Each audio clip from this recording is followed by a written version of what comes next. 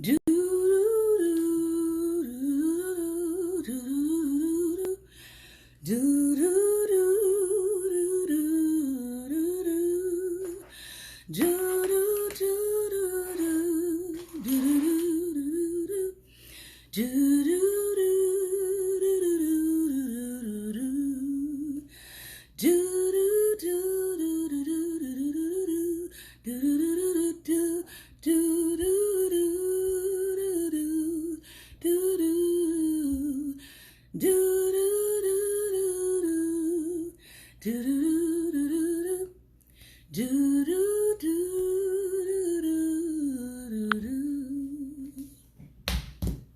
Good evening, good evening, good evening, good evening, and welcome to Daring Dialogues. I'm your host, Shantae Charles.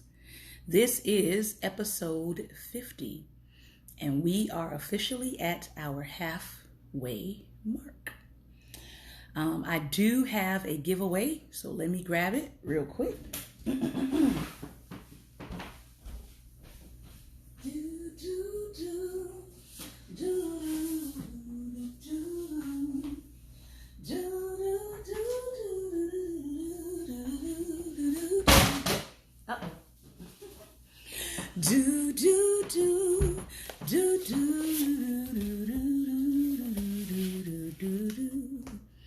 All right.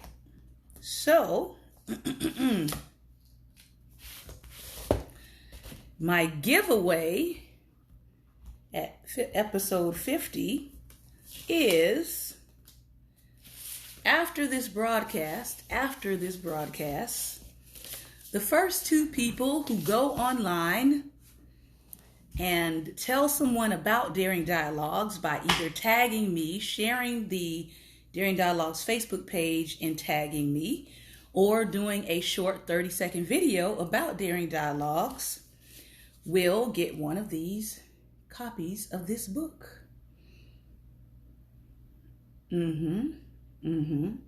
So it's the first two people that do it after the broadcast. I want to stay on the broadcast though. So directly following broadcast, if you want to go online, share something about Daring Dialogues, tag the page, share the page, tag me if you know me personally, and just share something about Daring Dialogues and what you like about Daring Dialogues. The first two people who I get that notification from will get a book. All right, this is actually a pretty good book. It's Michelle Obama, Her Essential Wisdom, and it's got quotes from her in many of her speeches that she gave during her time. It also has lots of photographic images and vignettes from her life is also in this book. So it's a nice devotional keepsake quotes kind of book that you can read in your spare time or read on a travel trip or anything like that. So that is the giveaway on today. I want to thank you all, first of all, for your time and attention. Those of you who are faithfully coming on, faithful supporters, Lady Latoya, I want to thank you. Lady Barbara, I want to thank you. Pastor Ben, Prophet Jonathan, Mr. Howard who comes through. There's a couple other people who are always on here consistently, and so I do want to say thank you. Apostle Sonia, people who just, support what we are doing, what I am trying to do, which is to hopefully educate, encourage, inspire, and empower you in some way, shape, or form.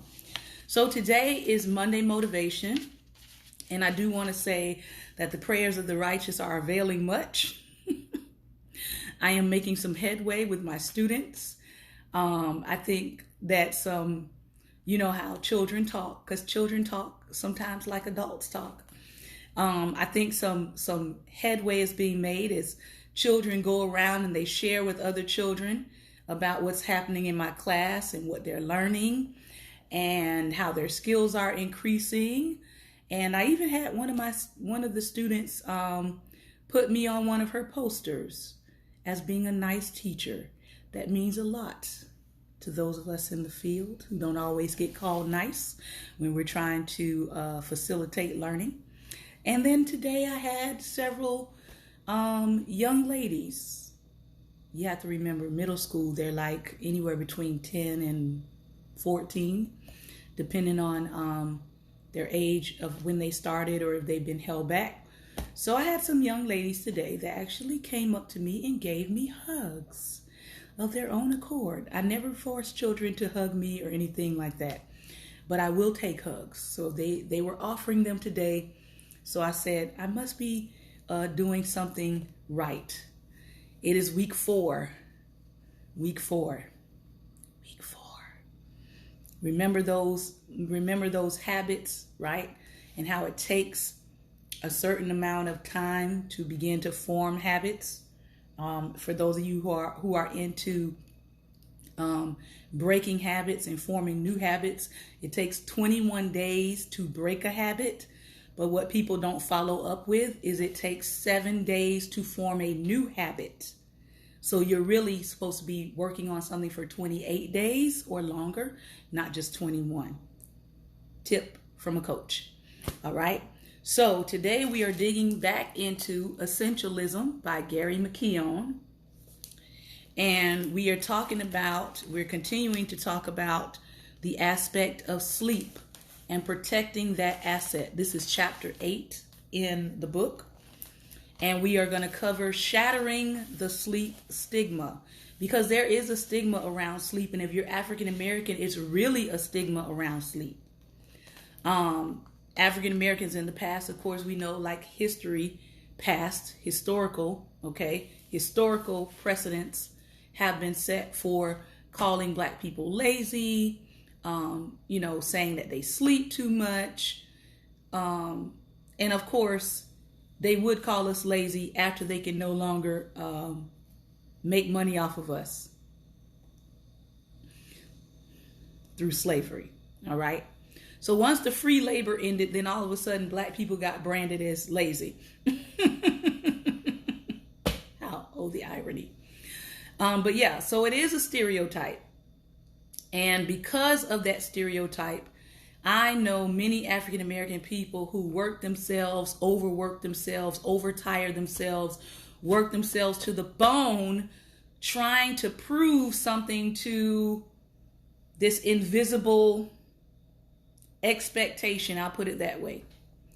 Because though nobody may be saying that if you like to sleep, you're lazy, there's sort of a cultural cloud over us about that. And that being the case, many of us often try to look as busy and active as possible, sometimes to the detriment of our own health. Sometimes we're doing a lot of busy things, but we're not doing the best things for our body. We're not doing the best things for our family. We're not doing the best things for our mind, right? And so that can pose a serious problem. So he's going to talk today about shattering the sleep stigma. And I hope this helps some of you. For those people who are dealing with insomnia, one of the things I have found to be helpful is this right here. This is not a white supremacist sign. All right. It's not a white supremacist sign. It is just the touching of your thumb and your index finger. Now you can do it on both hands, or you can do it with one hand. But what it does is it connects you to your parasympathetic nervous system. And anybody in medicine will tell you about that, okay? This does work. I don't want to keep doing it too long. All right? So if you press these two together and you practice your breathing, for some of you who already know how to do that, right? The belly breath. If you do this while doing the belly breath, it actually forces your body to relax. It sends a signal to your brain and tells your brain to relax. I've had many students, because I used to actually teach this, but I've had many students who've had trouble sleeping begin to flow in this practice, and they were able to go to sleep like that. It does work. You're literally telling your body to relax. It sends the signal, and your body begins to relax, and you're able to go to sleep. Now, I would not do that if I'm in the middle of a work day and I want to, maybe put my head down for a few minutes. I probably would not do that. But if you are struggling to go to sleep at night, that is a technique that you can use that actually works, scientifically proven to work. All right. So let's talk about shattering the sleep stigma. So if, quote unquote, protecting the asset is so important, why do we give up our precious sleep so easily? Because I want to go back real quick and read you something he said at the beginning of this. He said, the best asset we have for making a contribution to the world is ourselves. If we underinvest in ourselves, which many people do, and by that I mean our minds, our bodies, and our spirits, we damage the very tool we need in order to make our highest contribution. Yep. For overachievers, part of the reason that you don't protect this asset may be that you simply subscribe to the false belief, as I did, he says, that if you sleep less, you will achieve more. There are people out there who have a hashtag called Team No Sleep. I'm not one of them. You're never going to see me hashtagging Team No Sleep. I need my rest. Now, I may not rest normal hours like some people, but I do get rest. I do try to get at least 6 hours of sleep. All right. Now he says, there are ample reasons to challenge this assumption, like the growing body of research demonstrating that a good night's sleep actually makes us more productive, not less.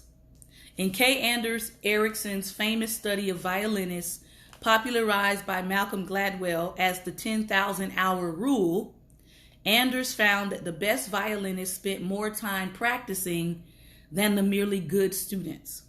His finding supports the logic by showing that mastery takes focused and deliberate effort.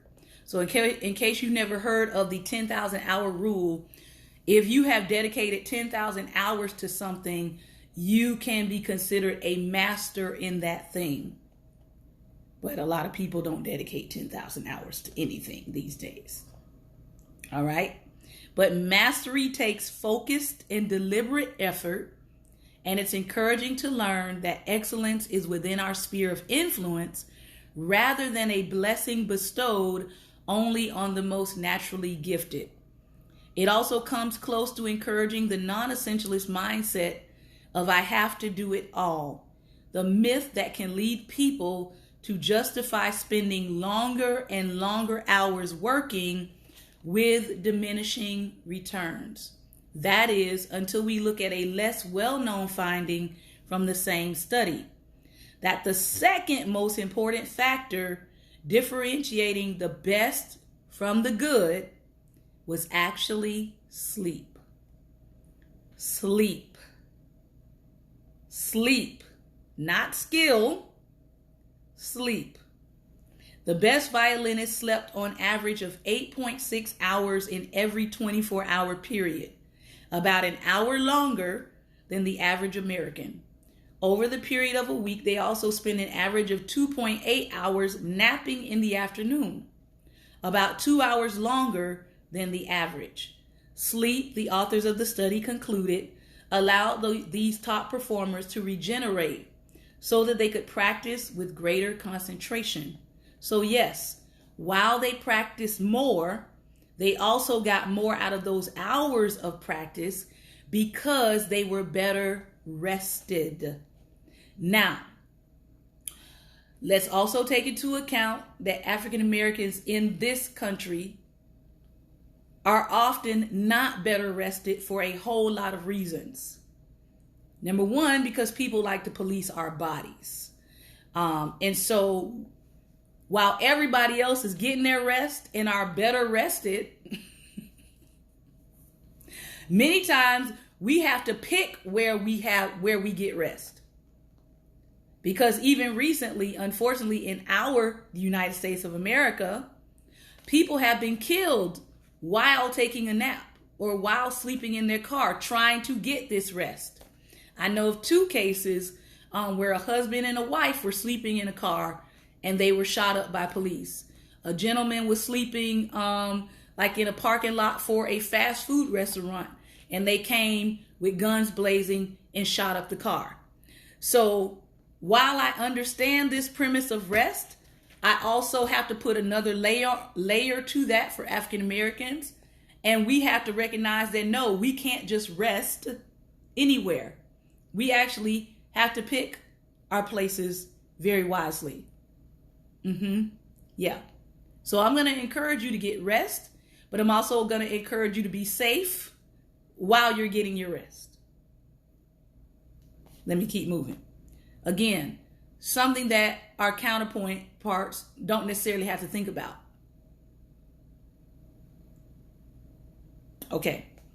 In a Harvard Business Review article called Sleep Deficit, the Performance Killer, Charles A. Ziesler, the Baldino Professor of Sleep Medicine at Harvard Medical School, has explained how sleep deprivation undermines high performance. He likens sleep deficit to drinking too much alcohol, explaining that pulling an all-nighter, going 24 hours without sleep, or having a week of sleeping just 4 or 5 hours a night actually induces an impairment equivalent to the blood alcohol level of 0.1%. Think about this. We would never say this person is a great worker because they're drunk all the time. Yet we continue to celebrate people who sacrifice sleep for work. This too must change with our culture. While sleep is often associated with giving rest to the body, recent research shows that sleep is really more about the brain. Indeed, a study from Lübeck University in Germany provides evidence that a full night's sleep may actually increase your brain power and enhance our problem-solving ability. In the study reported by the journal Nature, over 100 volunteers were given a number puzzle with an unconventional twist. It required finding a hidden code to uncover the answer. The volunteers were divided into 2 groups. Okay, awesome, Tracy. The volunteers were divided into 2 groups. One was allowed an 8-hour stretch of uninterrupted sleep, and another group received interrupted sleep. The scientists watched to see which volunteers found the hidden code and how quickly they found it. The result was that twice the number of people who had slept for 8 hours solved the problem than the volunteers from the sleep-deprived group. The researchers explained that while we sleep, our brains are hard at work encoding and restructuring information. This is why I encourage people that if you have a problem or something you're struggling with, before you go to bed, write down the problem and then go to sleep. Usually when I wake up in the morning, I automatically have the solution to a problem that I could not figure out the night before. So that's just a life hack. Rather than racking your brain during your daylight hours trying to figure out a problem, write the problem down and sleep on it. And then when you wake up in the morning, usually your brain will have gone to work on the problem that you're trying to solve from the night before. When we wake up, our brains may have made new neural connections, thereby opening up a broader range of solutions to problems literally overnight. Literally overnight. So again, if you're struggling with how am I going to solve this? How am I going to pay this? How am I going to work out this problem? How am I going to deal with this difficult person? Write it down. And of course, I like to seal mine with, in Jesus' name, it is solved. Wake up the next morning with a fresh brain, and your brain may already be working to give you solutions to that problem. Some good news for the early birds and night owls among us. Science shows that even a nap can increase your creativity. In just one example, a report from the Proceedings of the National Academy of Sciences revealed that even a single REM or rapid eye movement cycle enhance the integration of unassociated information. If you are in Florida, good evening, Pastor Ben. If you are in Florida, you know that when Bobby Bowden was at Florida State University, one of the things that we knew, or I knew rather, knowing some people who knew him, was that he took a nap every day without exception. Every day he took a 15-minute nap, undisturbed, and if you disturbed him on his nap time, you was in for something. And, you know, he, of course, had a reputation of being a real strategic thinker when it came to games. But that was his routine as a coach, that he would take a 15-minute nap every single day, I believe, at the same time. Even a brief period of deep sleep, in other words, helps us make the kinds of new connections that allow us to better explore our world. In a nutshell, sleep is what allows us to operate at our highest level of contribution so that we can achieve more in less time.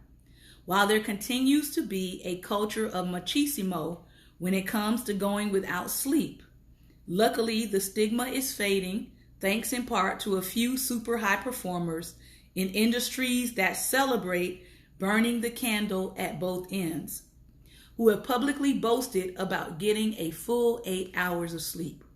These people, many of them true essentialists, know their healthy sleep habits give them a huge competitive advantage, and they are right.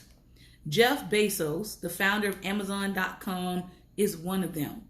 Now, Mr. Bezos is doing a lot of questionable things, but let's see what he has to say on sleep.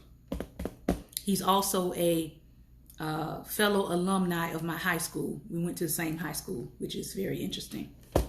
He says, I'm more alert and I think more clearly. I just feel so much better all day long if I've had 8 hours. Mark Andreessen, co-founder of Netscape and a reformed sleep restrictor who used to work till the early hours but still be up at 7 a.m. is another. He said, I would spend the whole day wishing I could go home and go back to bed. Now he says of his level of sleep, 7 hours and I start to degrade. 6 is suboptimal. 5 is a big problem. 4 means I'm a zombie. On weekends, he sleeps 12 plus hours. It makes a big difference in my ability to function, he said. These executives are quoted in an article called Sleep is the New Status Symbol for Successful Entrepreneurs. Nancy Jeffrey of the Wall Street Journal writes, it's official. Sleep, that rare commodity in stressed out America, is the new status symbol. Once derided as a failing, the same 1980s overachievers who cried lunch is for losers also believed that sleep is for suckers. Slumber is now being touted as the restorative companion to the creative executive mind. To this, we can add that it is also the restorative companion to the discerning essentialist mind. In another article, Aaron Callahan, the former financial chief officer of Lehman Brothers, tells the story of how at an office party in 2005, one of their colleagues asked them what they did on the weekends. She knew me as someone with great intensity and energy. Does she kayak, go rock climbing, and then run a half marathon? She joked. No, he answered simply, she sleeps. And that was true. When I wasn't catching up on work, I spent my weekends recharging my batteries for the coming week. So if the stigma of sleep still exists in your workplace, consider developing an initiative at work to explicitly encourage sleep. If that sounds radical, consider how many benefits of sleep, greater creativity, enhanced productivity, even lower healthcare costs have the potential to directly affect the bottom line. With this perspective, it is not so hard to imagine encouraging your manager, your HR department to develop a written policy. After all, many companies have policies that address alcohol consumption, as well as we have seen the parallels in how alcohol and sleep deprivation affect performance, and it is real. For example, Charles at Harvard has proposed a policy that no employee is expected to drive into work after a red-eye flight. and other companies allow employees to come in late after staying late at work the previous night. Companies and leaders like these know that protecting their assets is a matter of fiduciary responsibility. Under the auspices of book research, I recently went to Google to take a nap in one of their famous nap pods. It was a white spaceship pod of about 20 square feet, big enough to lie down, but not completely flat. It had a dome-shaped cover that concealed most but not all of my body, and as a result, I was a little self-conscious at first and wondered if I would be able to fall asleep. 30 minutes later, as the pod vibrated gently to let me know my session was over, I didn't have to wonder. When I woke up from the nap, I could really feel how much I needed it. I felt clearer, sharper, and more alert. To use the pods at Google, there is a calendar sign-up. How many people used it the week I was there, I wondered. Of the 50 people who work on the floor, I imagined at least 10 or 20. Wrong. According to the calendar, only one single person had taken the opportunity to recharge their brain and body with 30 minutes of midday sleep. Nevertheless, even the presence of the pod is important in signaling to employees that sleep is a priority. Our highest priority is to protect our ability to prioritize. In this section, we've been talking about how to explore and evaluate options in order to discern the essential few from the many trivial, mediocre, or even just good. By definition, this is a process of prioritization. It includes the challenge of filtering options that at first glance all look important. Yet, as the logic of an essentialist explains, in reality, there are only a few things of exceptional value, with most everything else being of far less importance. The problem with being sleep deprived is that it compromises our ability to tell the difference, and thus our precious ability to prioritize. Sleep will enhance your ability to explore, make connections, and do less but better throughout your waking hours. Whew. My. So my hope is that you get enough sleep. For people like myself who use my voice now all day, every day, I am usually quiet when I get home. After Daring Dialogues, I'm usually quiet. I'm usually reading, resting my vocal cords. Why? Because every day now I'm speaking for at least 7 hours. So before, it was easy for me to have rested vocal cords. Now I have to prioritize and I have to be silent as much as possible when I'm not using my voice to speak. So what are some ways that you can recharge your voice? A couple of tips for those of you who have to speak often or sing, all of that good stuff. If you're a singer, I recommend jogging or walking fast paced at least 3 times a week and singing. So if you can run and sing, if you can jog and sing, that helps to build your stamina, all right, and your breath work and your control when you're singing. If you lose your voice, like I lost my voice the other weekend, but I got it back very quickly, I recommend hot pineapple juice, Dole's hot pineapple juice, not from concentrate, 100% pineapple juice. Mix a little bit of water in with it and heat it and drink it. In case you didn't know, pineapple juice kills certain bacteria, so it helps you to keep down sore throats and coughing and scratchy throat, all of that stuff. Hot pineapple juice will do it, and it will do it fast. It will help you get your voice back fast. And also, of course, sleep. If you're feeling like you are getting a scratchy throat or you're becoming hoarse, The best thing for your voice and your vocal cord renewal is sleep. Sleep and no talking. I know it can be hard sometimes. Sleep and no talking. Chapter 9, I don't want to go into it yet, but it's going to be a doozy. Chapter 9 of this book. I'll just introduce it to you. Chapter 9 is called Select. The Power of Extreme Criteria. An inner process stands in need of outward criteria.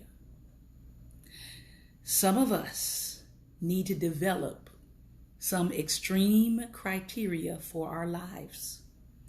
Much, 99.999% of the drama that we experience in our life is because our criteria is not tight enough. The criteria for who enters your life is not detailed enough. The criteria for who gets your time and attention is not detailed enough. It's not stringent enough. So next week, we're going to look at how to begin to create the criteria for your life that's going to weed out people, places, and things that you don't need to be involved in. As much as I love people, as much as I love fellowship and hanging out and talking with people and being with people and all of that good stuff, I have to have criteria for where I'm going to lend my ear, my eyes, my voice, and my time. Do I need to say that one more time? As much as I love being with people, my criteria helps me decide where I'm going to lend my eyes, my ears, my voice, and my time. And so next week, we will be looking at what is it going to take for you to adjust your criteria. Everybody cannot have your attention all the time. And of course, it is going to anger some people that they can't get your attention all the time. It may anger some people that maybe 3 years ago or 5 years ago or even 10 years ago, you were readily available. You went to everything. You physically had to be there. You were willing to celebrate with everyone, and you still celebrate. But you had to change the way that you were celebrating. So maybe you don't go to every event, right? But you might send a gift, or you might give a gift, or you might send flowers, or you might make a phone call and send flowers. And so as you begin to shape the essentials of your life, somebody may not be happy with it. But here's the thing. Ultimately, you have to be happy with it. Ultimately, you and your spirit and your body and your soul have to be at peace with whatever you're doing. And so again, it goes back to the essentials. If you're lending all of yourself out and pouring all of yourself out, and at the end of the day, you're feeling drained, at the end of the day, there's no time for yourself. There's no time for rejuvenation for yourself. There's no time for replenishment, because you're just pouring and pouring and pouring and pouring and pouring and pouring and pouring, and you're not doing anything to pour back into yourself. Guess what? I told you all last time. You are replaceable. We don't want you to be replaced. We don't want the good Lord to just have to snatch you on up out of here because you won't take care of you. But if you don't take care of yourself, oftentimes that's what happens. The body can no longer house the spirit. And so again, you are replaceable. Don't ever think that people will not find someone to supplement in their life for your position. You are replaceable. So that being said, make sure that you are doing what you need to do to take care of yourself that you're doing what you need to do to take care of your body, all right? That you're doing what you need to do to take care of your mind. There's only one you. Be careful with who you are. Be careful with your vessel. Be careful with your mind. Be careful with your spirit. And be careful with your soul. This has been another episode of Daring Dialogues, and I have been your host tonight, Shantae Charles. If you want to join us for the continuation of this conversation, we will meet you Facebook Live over there. You can join us on Periscope, and I will put the link down here in the comment section, and you can join us there for the audience response. Take care, and until tomorrow, have a blessed one. Remember, if you share the broadcast or you give a shout out for Daring Dialogues, the first 2 people who do that will get a copy of Michelle Obama's new book, Her Essential Wisdom. Take care, and God bless.